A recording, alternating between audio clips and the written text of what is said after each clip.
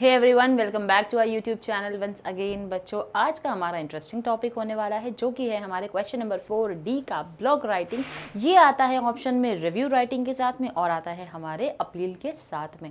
आज हम करने वाले हैं ब्लॉग राइटिंग। अब आप बोलोगे ये ब्लॉग मैम होता क्या है? ब्लॉग अच्छे से पता है हमको क्या होता है।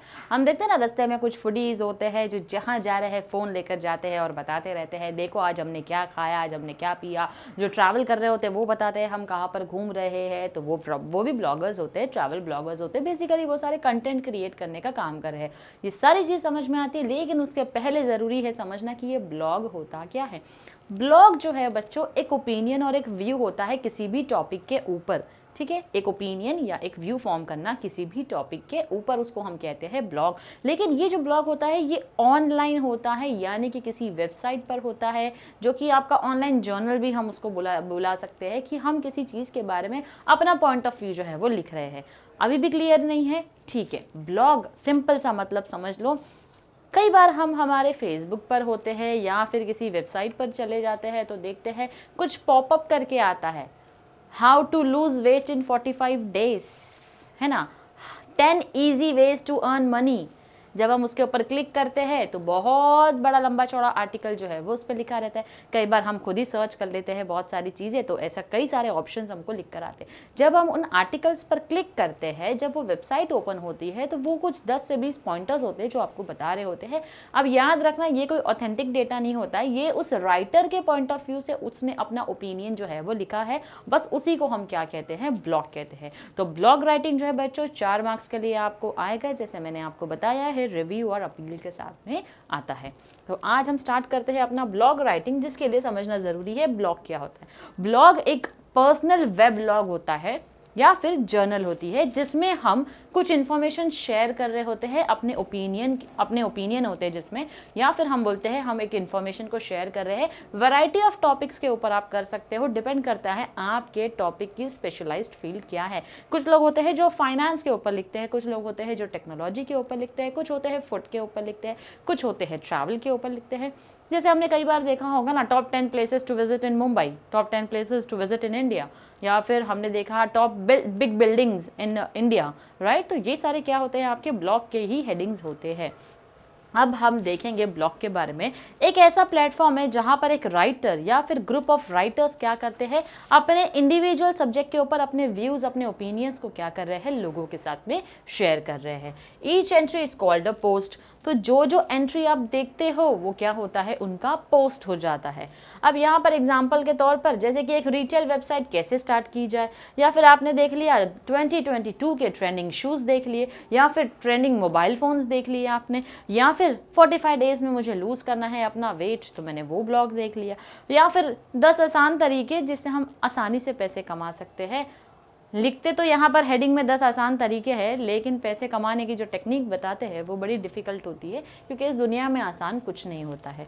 तो हम बढ़ेंगे आगे अपने features of a typical blog. अच्छा, एक ब्लॉग के अंदर, एक ब्लॉग का फॉर्मेट हम देखेंगे कि उसके अंदर क्या क्या चीज़ें इंक्लूड होती है।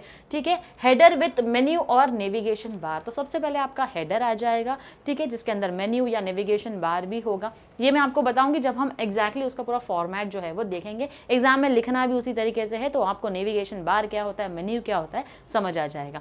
दूसरा, main content area with highlighted और latest blog post, older post can be आर्चिव्ड।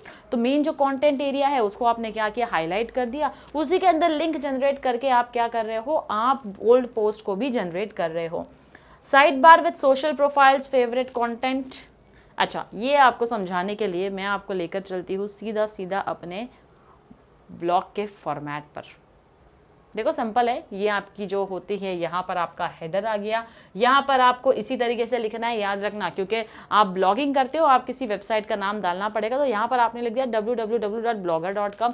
ये जो पोस्ट टाइटल है, टाइटल के ऊपर क्या लिखोगे, जैसे मैंने आपको एग्जाम्पल दिया था ना, 10 easy ways to earn money, right. तो ऐसा एक टाइटल जो आपको एग्जाम में टॉपिक दिया है वो लिखना होता है, ठीक है, वो आपने यहाँ पर डाल दिया। यहाँ पर compose, HTML, publish, preview, save, close, ये सारी चीज़ें आप सिर्फ लिखेंगे, इसका कुछ करना नहीं है आपको, ठीक है। वो हेडर हो गया। अब यहाँ फुटर पे आप कमेंट्स डालते हो और डेट लिखते हो। तो इस तरीके से ब्लॉग का एक पूरा फॉर्मेट होता है जो हम अभी अभी देख रहे थे। किस तरीके का उसका स्ट्रक्चर होता है। इसी के साथ साथ कई जगहों पर हम क्या करते हैं, हम डिस्क्लेमर भी लिखते हैं, प्राइवेसी पॉलिसी, कॉन्टैक्ट पेजेस। आपको सिर्फ नीचे लिख देना है disclaimer, privacy policy, contact pages, that's it, उससे ज़्यादा आप कुछ ऐड नहीं करेंगे। पिक्चर्स, इमेजेस, वीडियोस जो है, जो भी रिलेटेड है वो आप अपने ब्लॉग में क्या करते हैं, ऐड करते हैं। अब points to remember while writing a blog, एक ब्लॉग को लिखते समय हमको क्या चीज़ें ऐसी है जो ध्यान में रखनी चाहिए। सबसे पहला है एक ऐसा टॉपिक आप चूज करेंगे और उसका आउटलाइन और फिर उसके ऊपर कंडक्ट करेंगे रिसर्च। फिर आप क्या करेंगे, रिसर्च करने के बाद आपने एक बड़ा सा कैची टाइटल उसको दे दिया। फिर आता है आपको इंट्रोडक्शन करना है उस टॉपिक का, फिर उसकी बॉडी यानी कि मेन मैसेज लिखोगे, अपने ब्लॉग को कंक्लूड करोगे और हमेशा अपने पर्सनल एक्सपीरियंसेस को आप ब्लॉग में क्या कर सकते हैं, ऐड कर सकते हैं। ब्लॉग में जो भी हम पैराग्राफ्स बनाते हैं वो शॉर्ट पैराग्राफ्स होने चाहिए, सिंपल एंड शॉर्ट सेंटेंसेस होने चाहिए, ताकि जो पढ़ रहा है हमारा रीडर उसको समझ में आ जाए।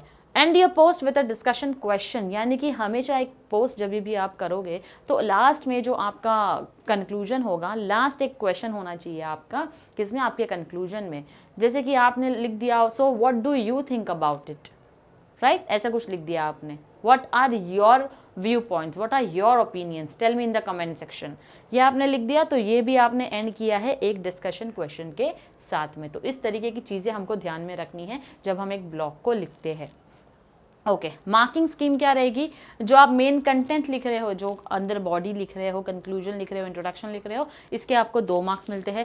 हेडर, मेन्यू, नेविगेशन बार जो मैंने आपको बताया वो लिखते हो तो उसका 1 मार्क है। फुटर का 1 मार्क्स है। तो टोटल इस तरीके से आपको 4 मार्क जो है वो मिलते हैं। तो यानी कि आपने ये सारी चीज़ें पूरी लिख दी, ठीक है, ये फॉर्मेट बना लिया इस तरीके से, फुटर लिख दिया, तो इन सारी चीज़ों का मिलाकर आपको 4 मार्क्स मिलता है। अब जो मेन कंटेंट लिखते हो, ठीक है, यहाँ पर देखना बच्चों, अगर आप लोगों को विजिबल होगा, okay, right a blog post on the topic safe environment. तो यहाँ देखो बच्चों आप किस तरीके से ब्लॉग जो है वो लिखा हुआ है।